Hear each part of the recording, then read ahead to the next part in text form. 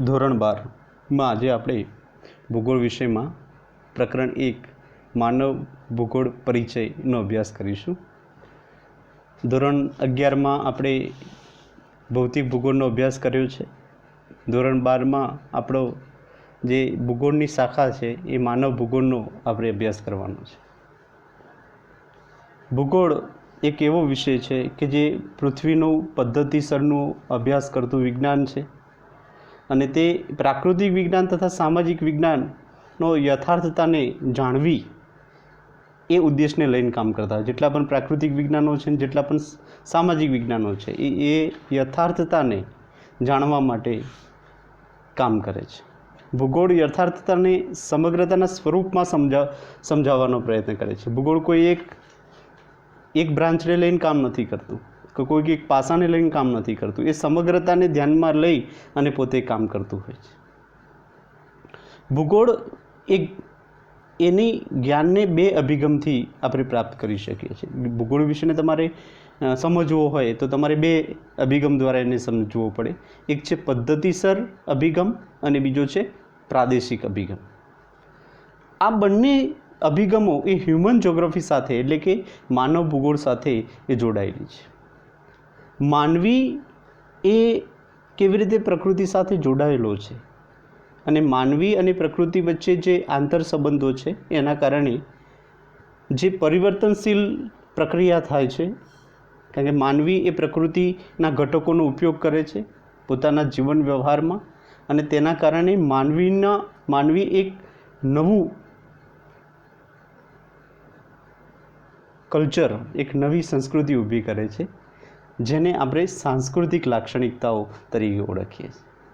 15મી સદીના ઉત્તરાર્ધમાંથી માંડી અને છેક 18મી સદી સુધીનો સમયગાળો એ સંશોધન યુગ તરીકે ઓળખવામાં આવે છે અને આ સમયગાળા દરમિયાન ઘણા બધા શોધ અને પ્રવાસો થયા.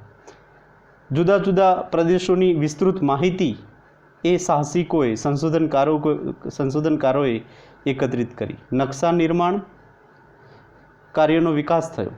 ભૂગોળવિદોએ જે માહિતી પ્રાપ્ત કરી હતી એ એક વૈજ્ઞાનિક ઢાંચામાં એને વર્ગીકૃત કરવામાં આવી. એટલે કે એ વખતે કેટલાક નકશા તૈયાર થયા અને એના આધારે, એ નકશાના આધારે વિશ્વના જુદા જુદા પ્રદેશોમાં કઈ જગ્યાએ શું આવેલું છે એની માહિતી, એનું એક ચિત્ર લોકો સમક્ષ રજૂ થયેલું જોવા મળે છે. પ્રખર ભૂગોળવિદ જેમનું નામ છે બર્નાર્ડ વેરેનિયસ, એમણે એક પુસ્તક લખ્યું છે જ્યોગ્રાફિયા જનરાલિઝ.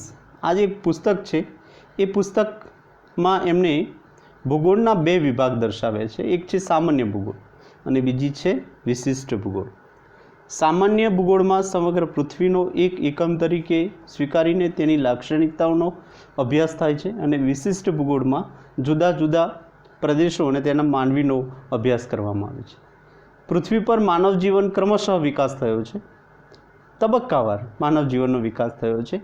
માનવીની મૂળભૂત જરૂરિયાતો, ખોરાક, વસ્ત્ર, રહેઠાણ વગેરે ઉપર કુદરતી પરિબળો સીધા અસર કરે છે.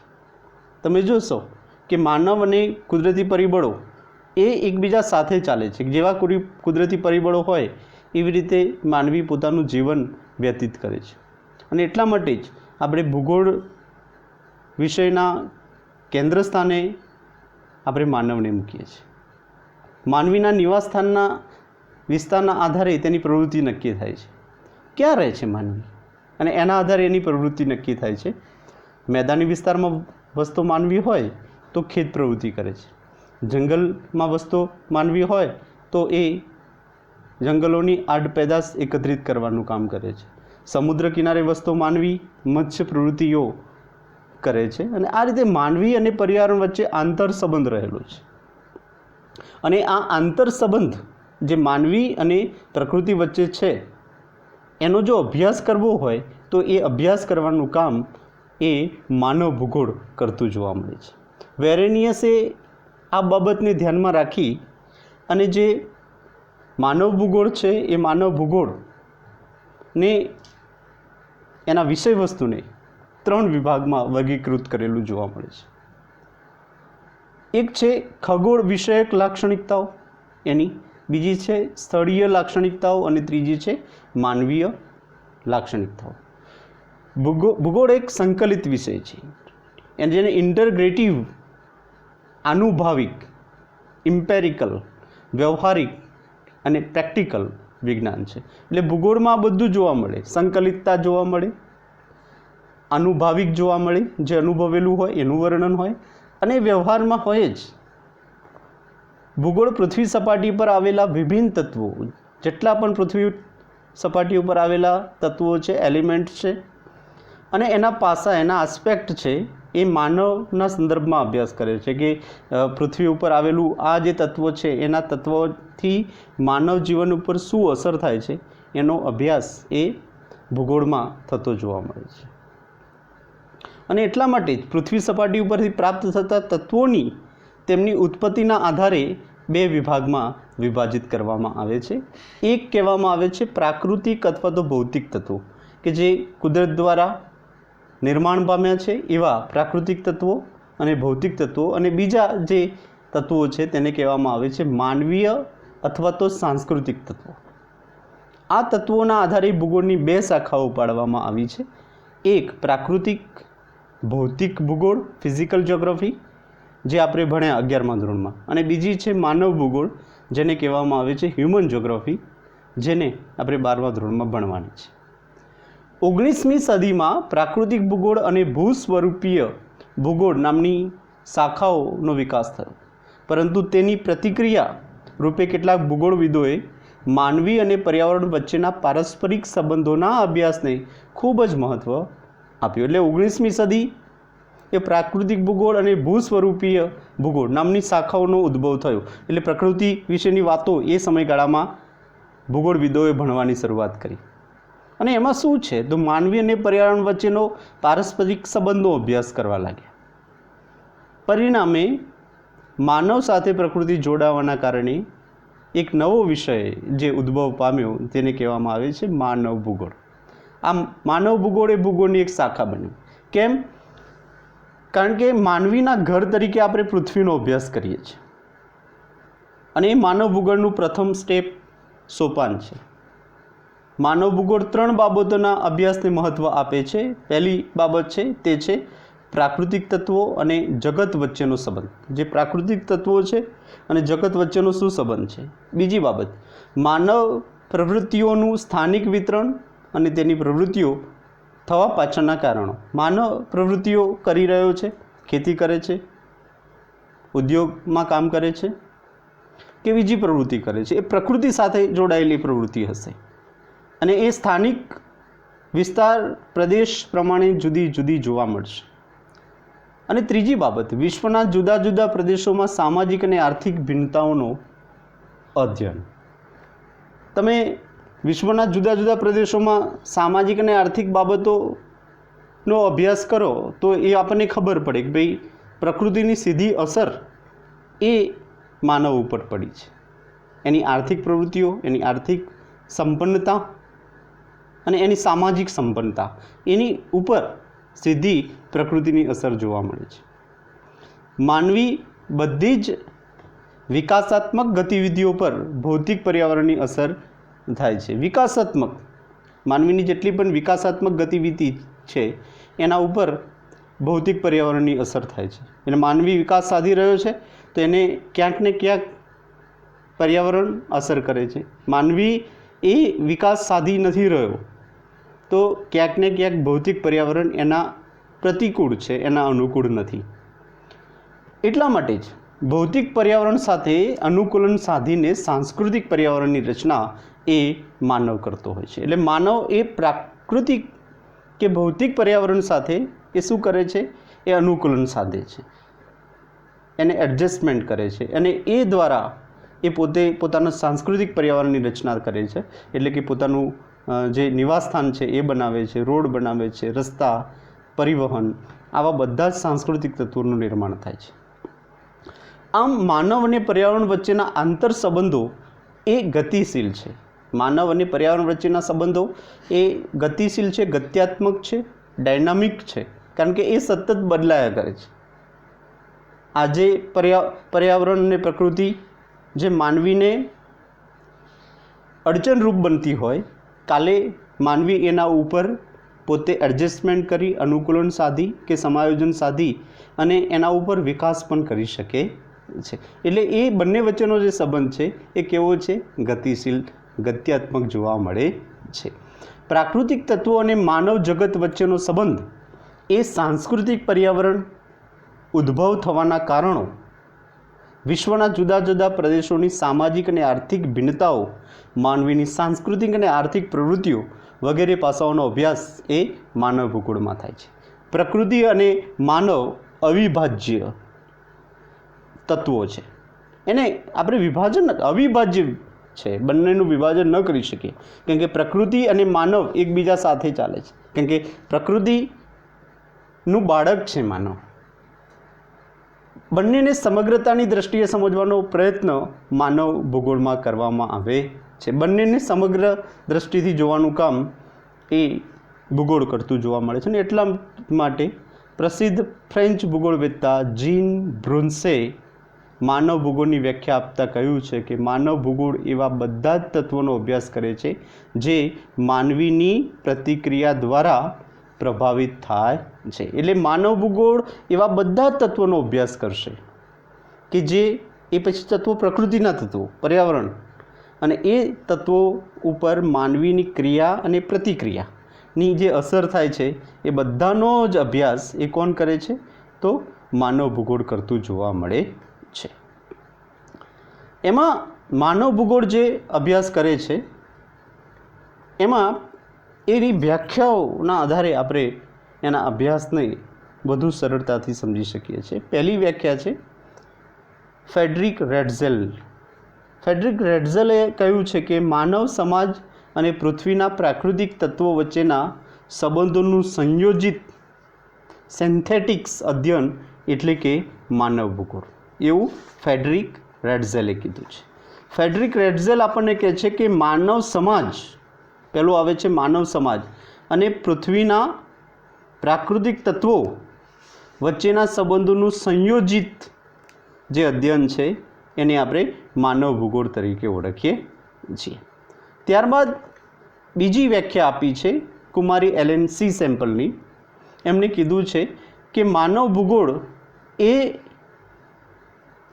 અસ્થિર પૃથ્વી અને ક્રિયાશીલ માનવી વચ્ચેના પરિવર્તનશીલ સંબંધોનું અધ્યયન કરે છે. અહીંયા કુમારી એલેન સેમ્પલ આપણને એવું કહે છે કે અહીંયા જે પૃથ્વી છે એ પૃથ્વી કયા પ્રકારની છે? તો પૃથ્વી એ અસ્થિર છે. પૃથ્વી એ અસ્થિર છે અને એમાં જે પેલો માનવી છે એ માનવી કેવો છે? તો ક્રિયાશીલ છે. આ બંનેનો અભ્યાસ કરવાનું કામ એ માનવ ભૂગોળ કરે છે. એટલે કે અસ્થિર પૃથ્વી અને ક્રિયાશીલ માનવી. સરળતાથી યાદ રહે એવી વ્યાખ્યા છે. પૃથ્વી અસ્થિર છે કારણ કે પૃથ્વીમાં સતત પરિવર્તનો આવ્યા કરે છે અને એના ઉપર વસ્તુ માનવી છે એ સતત એક્ટિવ છે, ક્રિયાશીલ છે. કંઈક ને કંઈક પરિવહનના રોડ બનાવે, રસ્તા બનાવે, મકાન બનાવે, મોલ બનાવે, કંઈક ને કંઈક બનાવ્યા કરે છે. એટલા માટે એ ક્રિયાશીલ છે અને પેલી અસ્થિર પૃથ્વી છે. એ બંને વચ્ચેનો અભ્યાસ, એ બંનેનો અભ્યાસ કરવાનું કામ એ કોણ કરે છે? તો અહીંયા ભૂગોળ એટલે કે માનવ ભૂગોળ કરતું જોવા મળે છે. આગળ જોઈએ, બીજી વ્યાખ્યા છે. તે વ્યાખ્યા છે પોલ વિડાલ ડી લાપ્લાસની. પોલ વિડાલ ડી લાપ્લાસ આપણને કહે છે કે આપણી પૃથ્વીને નિયંત્રિત કરનાર ભૌતિક નિયમો તથા પૃથ્વી ઉપર રહેનારા સજીવો વચ્ચેના સંબંધોનો સંયોજિત જ્ઞાનમાંથી ઉત્પન્ન સંકલ્પના એટલે કે માનવ ભૂગોળ. માનવ ભૂગોળ શું છે? તો અહીંયા આપણને પોલ વિડાલ ડી લાપ્લાસ એવું કહે છે કે આપણી પૃથ્વીને નિયંત્રિત કરનાર ભૌતિક નિયમો છે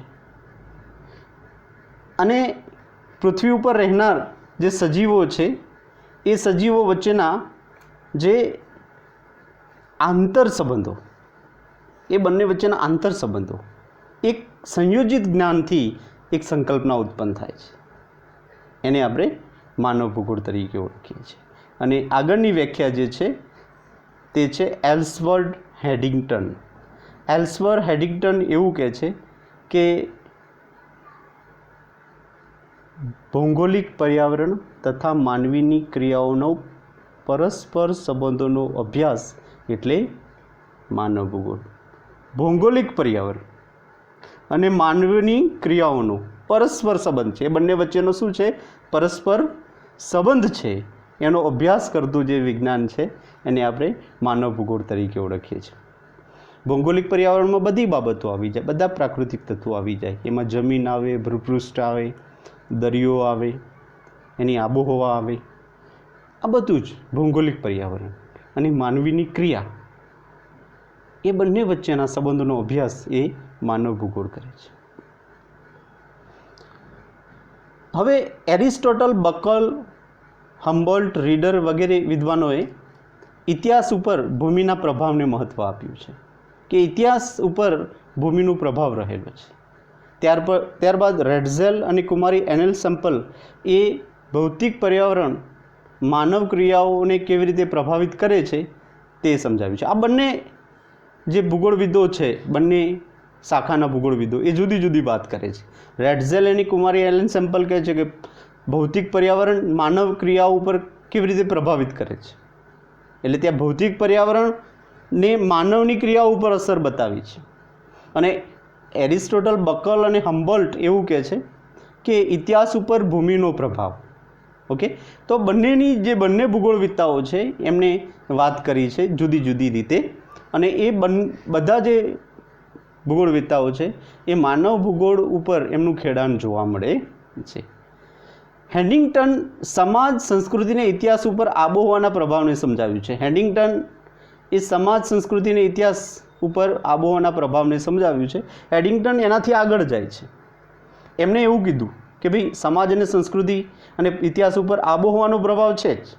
કે આપણે ઇતિહાસમાં એવું બની ગયા છીએ કે ભાઈ સિંધુ ખીણની સંસ્કૃતિ છે, એનું નિર્માણ કેવી રીતે થયું, એનું નિર્માણ થવા પાછળનું પેલી સપ્ત સિંધુનો પ્રદેશ હતો, ફળદ્રુપ વિસ્તાર હતો, એટલે સિંધુ ખીણની સંસ્કૃતિના લોકો ત્યાં આવીને વસ્યા, બરાબર છે. પણ પછી આ જ વ્યાખ્યા પ્રમાણે એને સમજીએ કે ભાઈ આબોહવાનો પ્રભાવ, તો એવું પણ થયું કે એનો નાશ પણ થયો. તો કોઈક ને કોઈક આબોહવાના તત્વોના કારણે એમનો નાશ પણ થયેલો જોવા મળે છે. તો એટલા માટે જ અહીંયા હેડિંગ્ટને કીધું છે કે સમાજ, સંસ્કૃતિ અને ઇતિહાસ ઉપર આબોહવાના પ્રભાવને અસર થતી જોવા મળે છે. આ વિદ્વાનોના વિચારોથી એ સ્પષ્ટ થાય છે કે માનવ ભૂગોળ એ માનવ સમાજ અને તેના પર્યાવરણ સાથેના આંતર સંબંધોને જે પ્રાધાન્ય આપે છે. માનવ ભૂગોળ એક ગત્યાત્મક, એક ડાયનામિક વિજ્ઞાન છે. માનવ ભૂગોળના વિષય વસ્તુના સમયની સાથે વૃદ્ધિ અને વિસ્તાર થયો છે. માનવ ભૂગોળ એ જેમ જેમ દિવસો જાય છે, જેમ જેમ વર્ષો જાય છે, તેમ વિસ્તરતું જ જતું જોવા મળે છે. હવે પછીના જે મુદ્દો છે એ માનવ ભૂગોળના અભ્યાસના ક્ષેત્રોની સમજ. એટલે હવે પછીનો આપણે જે મુદ્દો હવે પછીના ભાગમાં આપણે જોઈશું કે માનવ ભૂગોળનું વિષય વસ્તુ, subject matter of human geography કેવી રીતે માનવીને અસર કરે છે એની આપણે વાતો કરીશું. અત્યારે અહીંયા આપણે આ ભાગને પૂર્ણ કરીએ છીએ.